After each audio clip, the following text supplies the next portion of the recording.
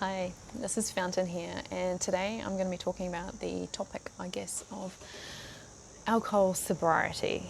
Now, I am aware that many young people, or should I say, many people below the age of 50, let's put it that,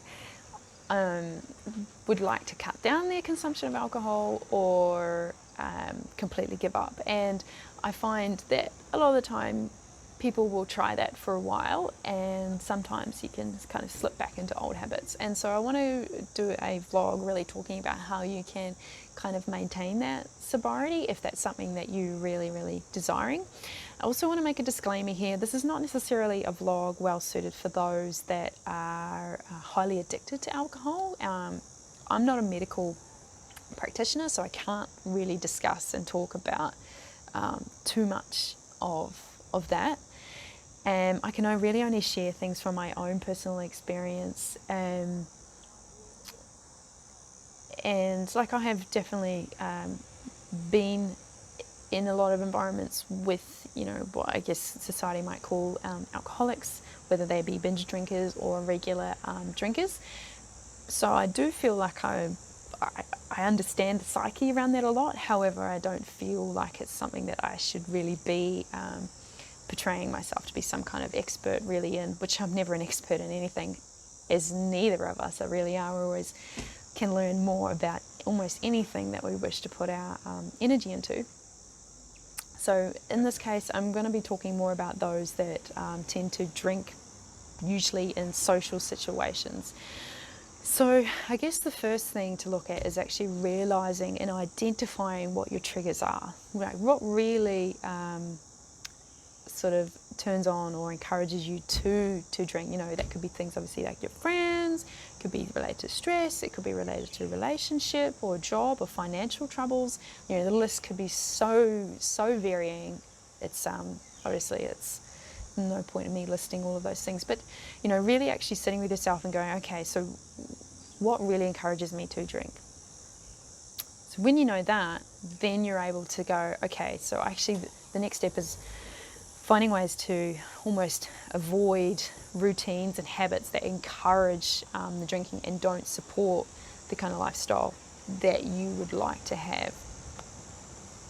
And I know, like, abstinence from things, especially for social situations, is not always easy, and that can, for some people, feel like it could be detrimental to their, to their mental well-being because of that.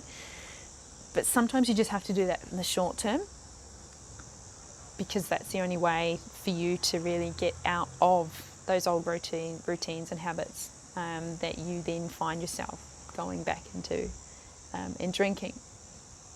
And so, like, sometimes you might have to avoid friends. Sometimes you might have to drive a different way from a certain location because you always stop in at the bottle shop and get alcohol from that place, or you always stop in at that bar and you always get a drink. So it's really, you have to start rewiring your brain in a different way. And so sometimes you just have to avoid situations in the short term until you actually really can become more centered in yourself with that decision.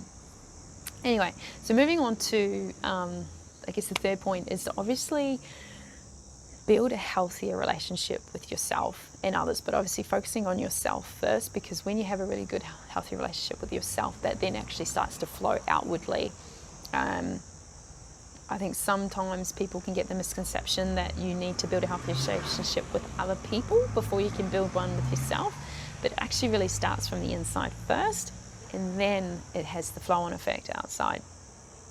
So a lot of that can be kind of difficult, and because it really often encourages you to go into a lot of sort of emotional things and mental things that, maybe sometimes you don't say nice things to yourself, or maybe you unintentionally put yourself in emotional situations that you don't actually need to, that are not really healthy for you to do that. So that's also about doing your own inner work. That could be going to see someone who does energy work. That could be going and getting someone who does particular massage work to get things out of your body. It could be, doing some kind of healthy exercise, you know, like yoga or whatever it is that you enjoy doing, dancing, could be doing a bit of meditation. So it's about doing your inner work, and it's also about looking after yourself. So when you're doing your inner work and you're looking after yourself, and you're never going to be like, well, you can. Every moment that you are here, you are perfectly where you're supposed to be. But I guess is what I'm trying to say. It never really stops. You never really get to the point and go, okay, yeah, I've done all the work I need to do on myself. That's it. It's always a continual process. But the more in which you do, then obviously you're going to start building a healthy relationship with yourself. Now, sometimes that might bring up, you know, some of your shadows. That might bring up that good old saying that some people use, the dark night of the soul. So there might be some uncomfortable things that come up through that. But as long as you've got the support and you're grounded and you understand that it all has some sort of process and meaning, and you know, you've got people encouraging you, like, it's okay, you'll get through this. So that can be obviously really hard, but really, you know, building a healthy relationship with yourself will definitely have a flow-on effect with building a healthy relationship with others.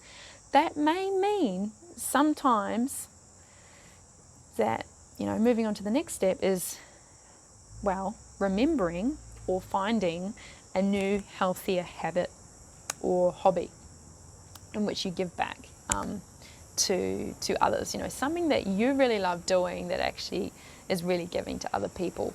That could be learning an instrument and playing music. That could be maybe you like going for a run on the beach. The list is absolutely endless.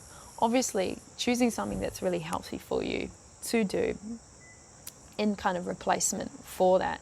Like, I remember along my journey when I'm really into just running, because it's really helped me, especially when I was a teenager. It really helped me with a lot of my mental well-being, and I also found it really helped me with wanting to stay healthy and, you know, eating well and not drinking. You know, like, if I want to have a really nice beautiful run, then I got to make sure that I'm also looking after myself in other areas of my life. Just something like that, replacing that with something else. You know, obviously it's best to not feel like you're replacing it with directly something else, but that may be just the process in which you have to get away from drinking, you know, when you don't want to. Now, also, that can mean, you know, you're going to have to get rid of, not get rid of, but, you know, you might have to stop seeing friends, as I mentioned before. You know, that's what I've found with social drinkers to probably be the most difficult thing is, you know, taking a really good look at the friendships. Because if the friendship is really based solely on events that are you know, where people are consuming a lot of alcohol, and that's really the only time that you socialise, the reality is that maybe that relationship has to change.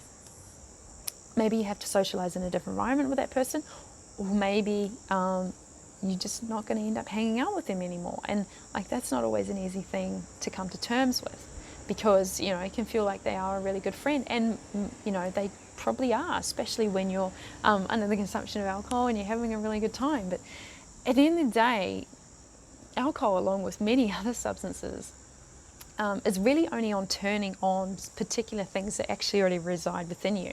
And when you realise that you can actually turn on those certain feelings that that maybe alcohol gets for you, or other substances that you consume, you have almost like an endless supply of that already inside you. And you don't need to externalise your power as such to a substance to provide that for you.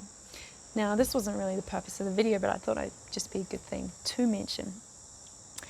And I guess the last thing is to remember that you've got to be really firm and really confident with what you actually want. And if you don't follow what you want, judgment and guilt is not the answer. You know, if you have a slip up or whatever that may be, then just go back to assessing what your triggers are and how to address them. That's all you need to do. You know, like, you don't need to be so hard on yourself about it. You know, obviously if that emotion comes up, deal with it, process it, move on and go, okay, so what can I do about this? Why did that happen when I said I didn't really want to? You just got to really look at it. And a lot of times it comes down to boundaries. You know, if you're around people who you're like, oh no, I'm not going to be drinking, I'm having sober July, or I'm thinking about giving up, but I don't want to, or no, I'm not going to have all of those drinks tonight, I just want to have 2 and that's it.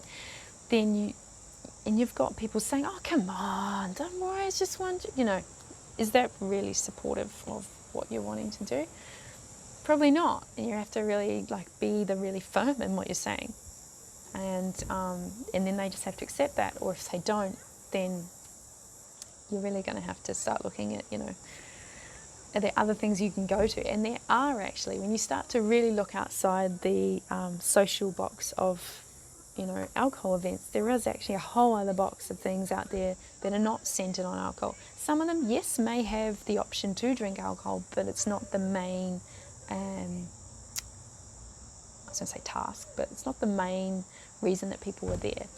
So, I mean, for me, I've been doing this for 6+ years now. I've been sober for quite a while, and I live in an area where, there's a lot of events that actually really support the kind of sober lifestyle, just to name things. And I'm not naming these things because you got to go to them and they've got to be things you're into, but there's still a lot of really fun social things. Like, I really like dancing, so I like going to things like ecstatic dance and cacao ceremonies, and there's lots of festivals that I go to where alcohol isn't always the number one thing that people are consuming. And I don't know, if you're into reading books and join a book club. If you're really into Sunday markets, finding the best fresh produce, then go do things like that. Instead of Saturday night going out late when you really want to go to the market the next morning, maybe that's an incentive for you to not drink or not drink as much. So I do understand there's a very small percentage within particular societies and nations and cultures that don't drink unless they've got some kind of religious kind of reason for it, right? However, there is so many people now that want to stop or want to cut back, and maybe you just have to be that person that leads that, friend group that you have, or you just have to be that person to lead other people towards that, because the more people realize that they can give up alcohol, or they can live a life without it, they can socialize without it, or much less, then there's going to be so many more events and so many other things for us to be doing that are not based around alcohol. There already is, but it'll just become like a norm. And I already understand there's been a number of studies done showing actually that much younger generations, sort of below the age of 25, they're actually drinking less, or they're less in the sense of consumption of the amount, but also less as in less frequent than maybe some people of a similar age maybe 20 years ago. Obviously there's a number of reasons behind that, obviously social media, there's also probably a lot of social anxiety and things that have started to escalate through particular things that we have in our lifestyles now. But also I think there's a awareness among the youngest generations that can see that alcohol isn't always the best way or the best thing to consume when socializing, which is really, really good, and it gives me a lot of hope around the future generations that are to come. So yeah, and I'm just a little bit older than that age group, obviously, but it just gives me a lot of hope, and I hope that you hearing that also gives you a lot of hope as well. To think of how many hundreds of thousands of alcohol-related deaths there are, in a year. I mean, there could be actually millions. I haven't really looked at it in the worldwide global statistics. That's a lot of deaths related to alcohol. It's the number one, thing that basically kills people, other than, I don't know, probably foods related to heart attacks. But that's a whole other video. So that could save a lot of people's lives. There'll be a lot less medical costs. There'll be a lot more safety within communities as well. And I feel like we'd actually have a lot more fun, and we'd have less hangovers, and we'd be able to remember things, and we'd just be so much more healthier as individual and as a collective as well. So if you've got any questions or comments, I'd welcome that in the comments section down below. I also have various other social media platforms that you can get in contact with me on, and they are listed in the description box down below. I am also aware that there's a number of friends of mine out there that are very interested in receiving this kind of information too. So I hope it reaches out to everyone that should be hearing this, and please share this if you know anybody that is wanting to give up alcohol or they want to cut down. I'd highly recommend that they obviously watch this, or you also send them some links to maybe some websites or other good information that you know to help encourage them on that path. And I will see you in the next vlog. Bye.